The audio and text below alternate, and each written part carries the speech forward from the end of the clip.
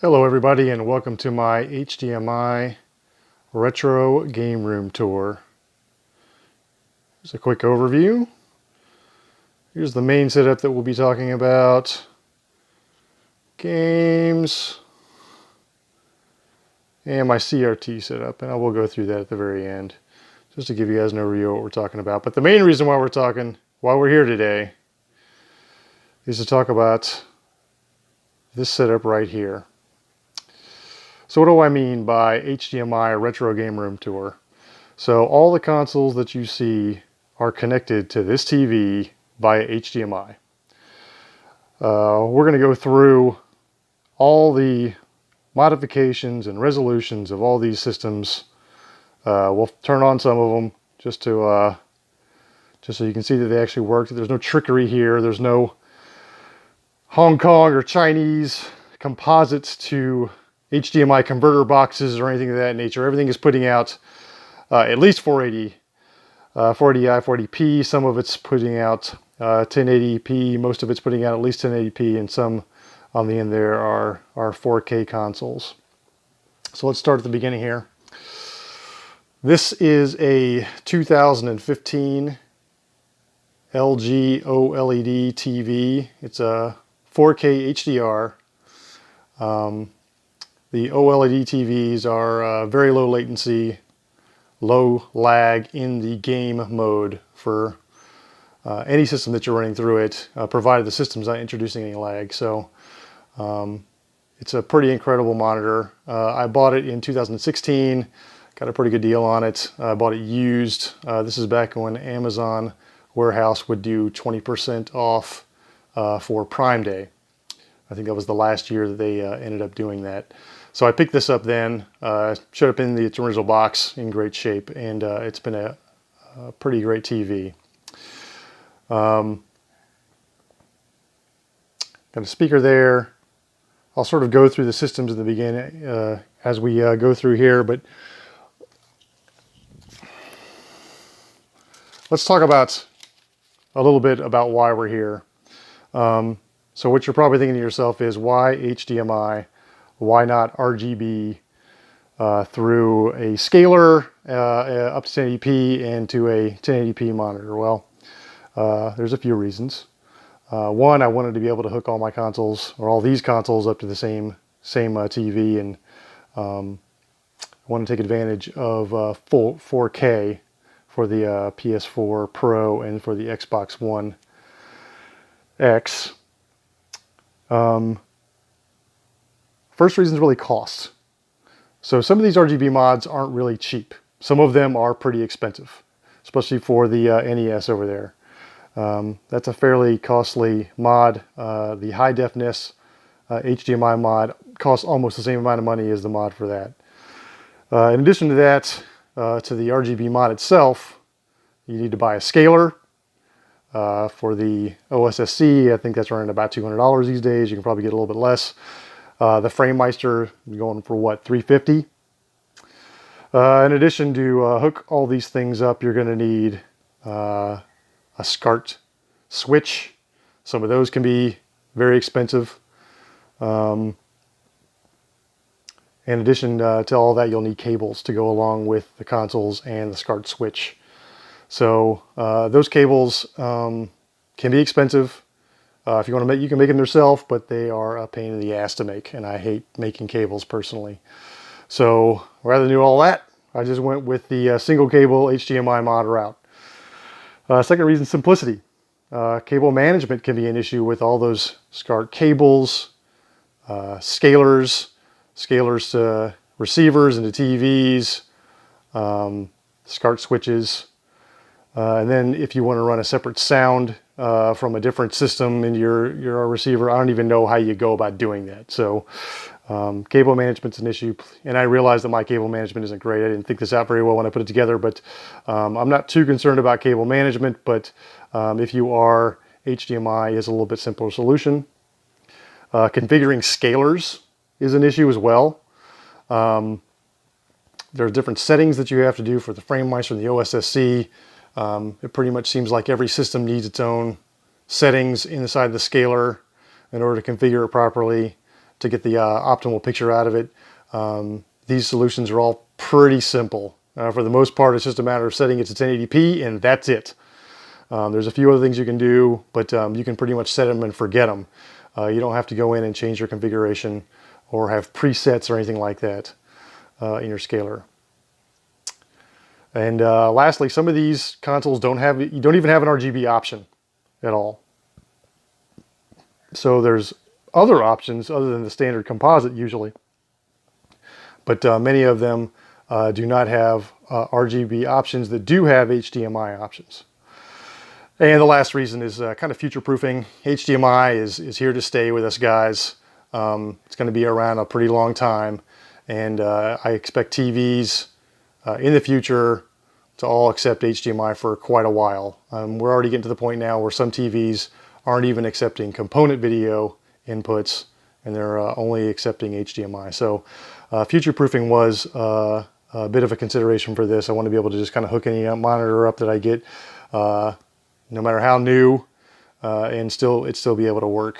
As we all know, 4K TVs are getting cheaper now, and I expect OLEDs or other companies' versions of OLED to get cheaper down the road as well. So again, not trying to start a flame war. I'm not attacking RGB people, but those are the main reasons why I decided to go this route. And I really wanted to make this video so that you folks out there that are watching this realize that you have options as well. You don't have to go down that route if you don't want to. It's not going to work for everything, and we'll talk about everything else here at the end, because some systems just aren't going to work without a scaler on a modern TV. Okay, so we talked about the TV. This is everything is, like I said, is going through this Denon receiver.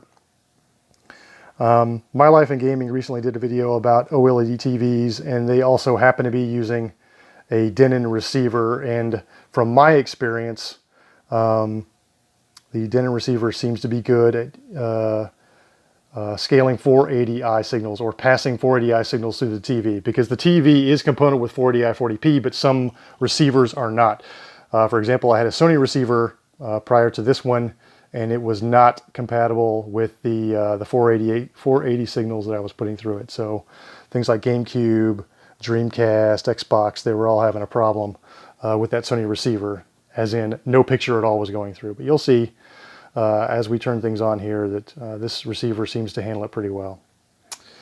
So my PS3 launch edition, fat box, 60 gigs, whatever. Plays all PS1, PS2, PS3 games. It's pretty much what I use for all those systems. I don't have separate PS1, PS2. I realize that this doesn't put out the greatest picture for PS1, PS2 games, but I don't have a lot of those games. It's not that I don't like them, I just don't have very many. I tend not to play a whole ton of them, and this seems to get the JOB done for me. So I'm rocking that for now. The only issue I've really had with that is I had to replace the disk drive on it. I used a parts machine to replace that. And this is my Macintosh laser displayer. Google that shit. So running into the receiver, I have two HDMI switches. I think one's a 4 and one is a 5 input. And then the consoles that are running directly to the receiver are the PlayStation 3, the PlayStation 4 Pro, and the Xbox One X.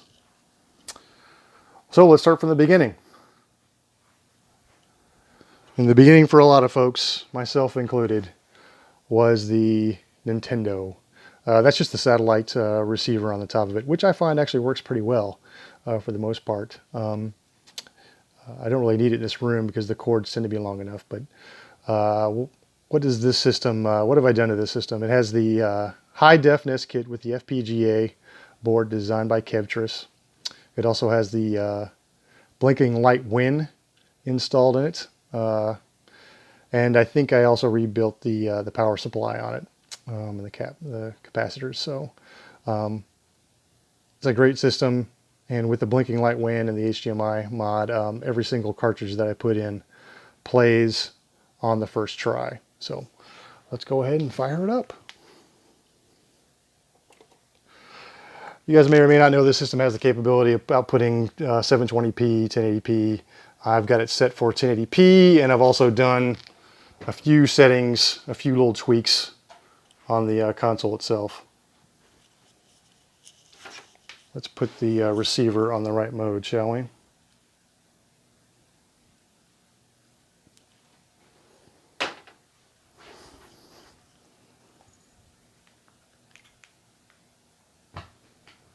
Hi.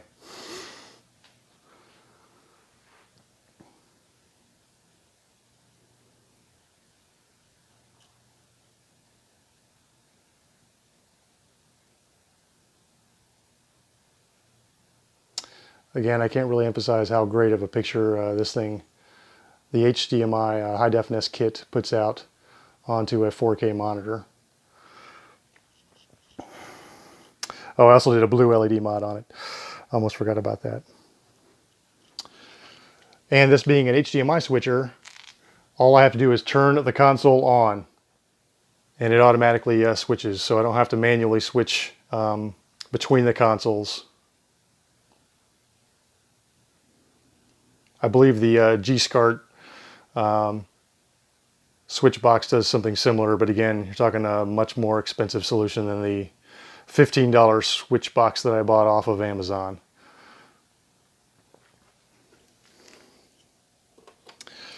Okay, up next is the analog Super NT.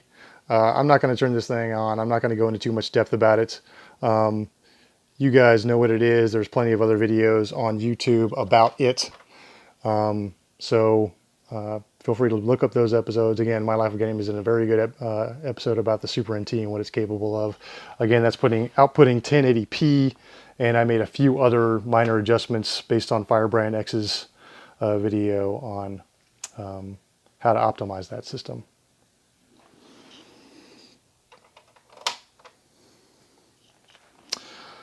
Up next is the Nintendo 64. And yes, that is all of my N64 games.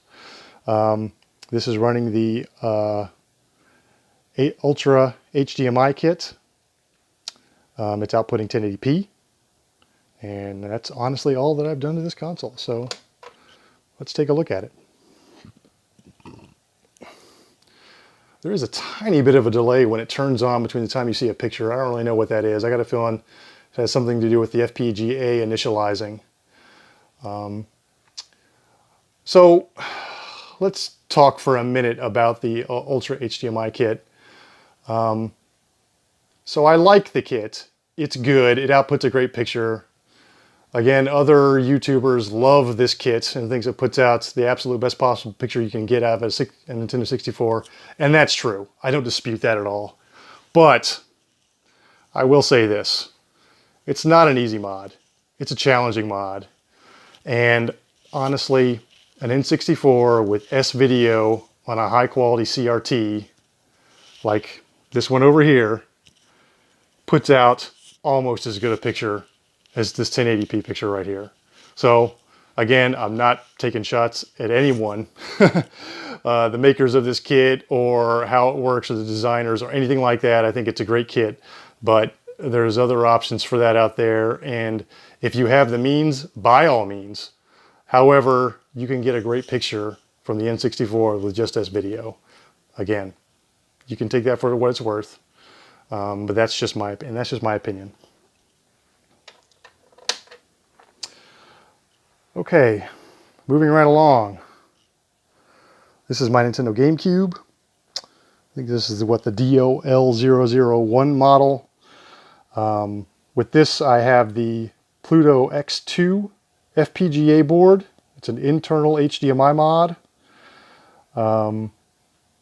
It also has a sweet little 3D printed piece on the back of it that I bought off of eBay that makes it look really slick. So this thing basically just plugs right in. So there are some great external solutions that you can just plug right into the GameCube itself, assuming you have the right model.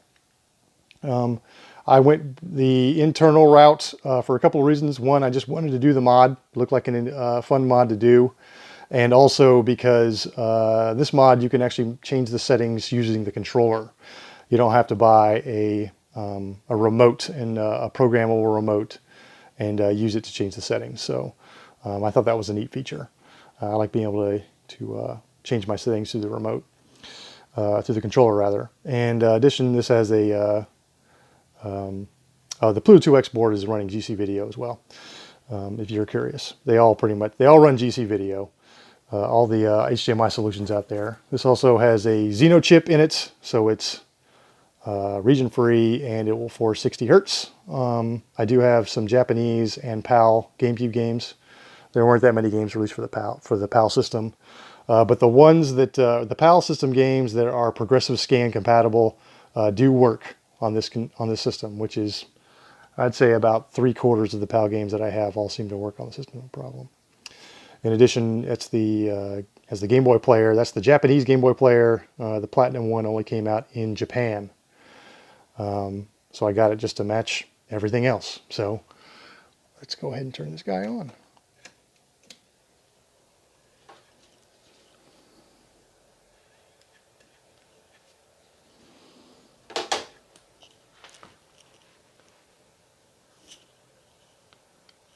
And if you didn't know, the receivers in mute, just so we don't have any issues with copyright strikes.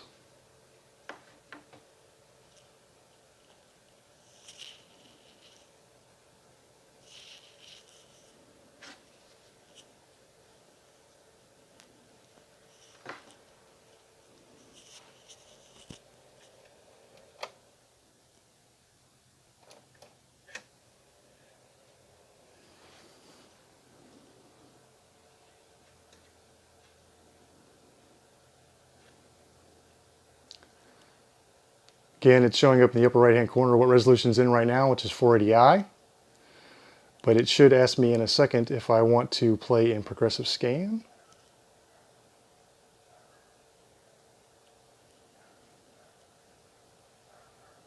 Okay. Did not ask me if I wanted to be in progressive scan.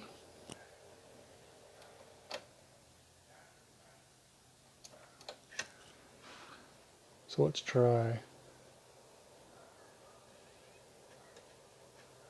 holding the button while we boot, and it then should ask me if I want to play in progressive scan. Yes, I do. Up in the upper right hand corner, you see now it changed to 480p 60. Hit start again, and now we're outputting in 480p. Great picture. Enjoy playing GameCube games in 480p. Looks fantastic. And it will play the games that are not progressive scan as well, so it will output 480i. And this receiver and TV will process that signal without any issues, no lag.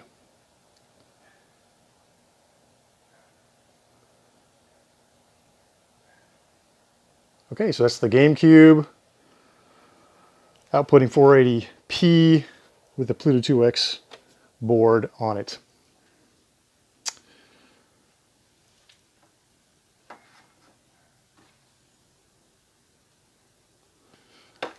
I'll talk about these these consoles here at the end, but there's really not much to talk about, and I'll just use them as a talk about them quickly towards the end. But I just want to run through all the consoles here first that have modification or don't normally output in HDMI. Okay, up next is the much maligned Neo Geo X. That outputs 720p. It's up on the board right now. The way this thing charges, it kind of needs to be basically on all the time in order for the handheld battery to stay charged. So that's kind of my default what I see when I first pull up the system. But honestly, I don't have any issues with this system. I didn't spend very much for it. At one point, you could get this thing for about $100, and for a handheld with a really nice controller that was almost a one-for-one reproduction, and it's just something that output into 720p HDMI at the time, I thought it was a pretty decent system to pick up. I know thought it was overpriced. I understand that. I understand the concerns, but I just think that maybe they were expecting too much. Let's just keep moving right along. The Dreamcast. Yes, those are all my Dreamcast games. I know many of you have many more games than I do. But that's all I have right now. And really, there's some really good games for this system. I really do like it. Very underrated system. For this system, I'm using the Behar Bros Gecko box, which you really can't see very well, but you'll see it when I do turn the system on because there's got a bright blue LED light. There's no other modifications to this system. As many of you know, when you first turn on a Dreamcast, it's going to ask us to run through. There's the light on the Gecko box. You can kind of see it there. Again, we're outputting 480p. So this will only work with the 480p compatible games. Yep, like I warned you, this is what the controller is for. So let's quickly move through that so we can get on to some gameplay. Get that fan light out of the shot here. Hi again.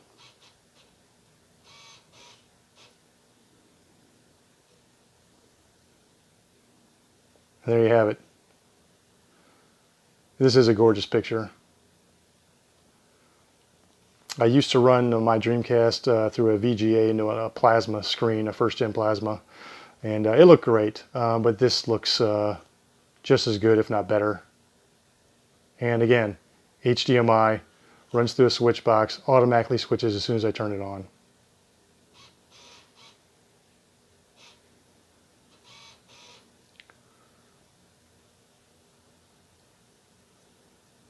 There's that beautiful intro scene on Shenmue. Okay. Up next, OG Xbox. Haven't really had to do anything to this, just replace the belts on the disk drive to get it to work. For this, I'm using the Pound HDMI cable. Essentially, it's an RGB to HDMI converter. This will output up to 1080i depending on the game. It mostly outputs in 480p. Some people complain about, I guess there were some quality control issues on some of these Pound cables when they first came out, but I have not had any issues. Some people complained of waves across the screen or something to that effect. Again, I haven't noticed it. I would say it looks at least as good as the component cables. At one point, again, I was running this through component cables to that same first-gen plasma screen, and honestly, I think this picture looks better. I would chalk a lot of that up to the fact that this TV is much better than that one, but again, I think it's a good-looking picture. Okay, very quickly, we'll run through these last few consoles. Wii U, outputting 1080p. Xbox 360 outputting 720p through HDMI. PS4 Pro outputting up to 4K, checkerboard 4K, whatever you want to call it. And lastly, Xbox One X. It's the Scorpio edition. As a Christmas gift from my wife, thank you very much. And I did do a mod on this Kinect. Picked up the Kinect for like $7 and did the mod that you can, where you basically add a power supply to it, so it can be connected to the Xbox One S or Xbox One X. And it does work. It doesn't work great, but it does work. It doesn't have a lot of utility, but again, I don't have a lot of money spent on it, and it looks great. And this is pretty much my daily driver for modern games now, unless it's a PlayStation 4 exclusive. Okay. So that's pretty much it for the retro HDMI portion of this video. Again, there's the consoles, 12 consoles in all, plus a Laserdisc player. If you're curious, the Laserdisc player is running optical audio to the stereo and composite to the TV. That explains why I've got 3 wires running up to my TV. The power cord, the HDMI from the receiver, and lastly that composite cable from that Laserdisc player. Okay. And then we'll finish off the tour quickly with a discussion about some other games. Now, like I said, not every game has an HDMI solution or even a 480p solution. So let's talk about a few of those. Now, all of these systems could be connected to a FrameMeister and connected to a computer through a scaler. But once again, I don't have a scaler, so let's quickly talk about what we've got here. So this is my Pioneer Laser Active. Haven't had to do much to it, but as far as repairs go, but I did do a component video mod. So it's outputting 240p through all the packs. These are the packs. We've got the TurboGrafx PC Engine and Sega Genesis pack, which is currently in use right now. We have the remote with it. I've got a little promotional CD that came with it. This is the 3D goggles adapter to go along with the 3D goggles. And I have the correct controllers for the Genesis and the TurboGrafx 16 packs themselves. Currently running is a Rode Prosecutor. This is a Laserdisc game. It's a hand-drawn animated thing, very similar to, say, Dragon's Lair or something along those lines, if you're familiar with arcade Laserdisc games. Let's see if we can get some game footage here.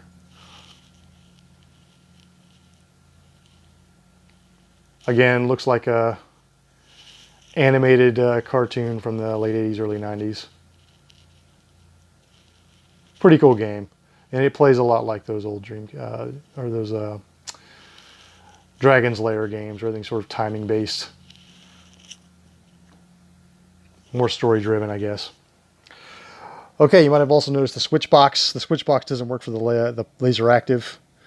It actually works for these consoles over here. First up is this is actually the European TurboGrafx 16. You might have noticed it's a little bit gray in color. This one has been modified from PAL to NTSC. It's also been modified from 50 to 60 hertz. And it's also been component video modded, so it's outputting 240p to the television. I can't take credit for the NTSC and the 60 hertz mod. Someone much smarter than I am did those mods. I did do the video mod for component out, but this may be, it's definitely one of, it might even be the only European TurboGrafx 16 that's been converted to NTSC and 60 hertz that I'm aware of. Okay, down below is a PC Engine Super C-ROM 2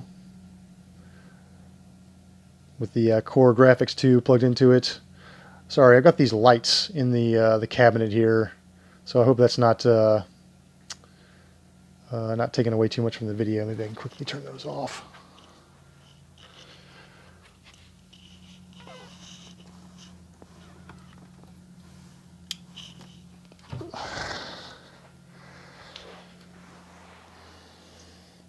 And it's a little bit harder to see without the lights now, but as far as modifications of this, it's been completely recapped. I had to build that patch cable because I didn't have one at the time. It's also been component video modded, just like the TurboGrafx 16 was. And it outputs 240p. Lastly, Sega Master System. Love this thing. Only been collecting for about a little over a year and a half for this thing, but it is great. For this one, again, kind of similar to the Gecko box and the Pound cable, I'm just running the HD Retrovision cable for Sega, outputting 240p. It's component video. This one has I've done an RGB bypass on it, so it really cleans up the picture, gets rid of jail bars, really makes it colorful and pops. I use Voltar's RGB bypass board for that. And this one also has the Tim Worthington's FM sound mod. So it's a board that adds the Yamaha FM sound chip to the system, so that it has a toggle switch in the back, so you can swap back and forth between the bit sound and the FM sound. Really incredible. One of the most satisfying mods you can do to your Sega Master System, if you can. Highly recommend it. Okay. So that completes the tour of the game room for the most part. If you guys want to know about the games or something, just let me know in the comments below. If I get enough responses, maybe I'll put together a game video as well. But that's it for now. Feel free to ask me questions about any of the mods that I've talked about today, or any other questions you might have about the game room. We'll see you next time.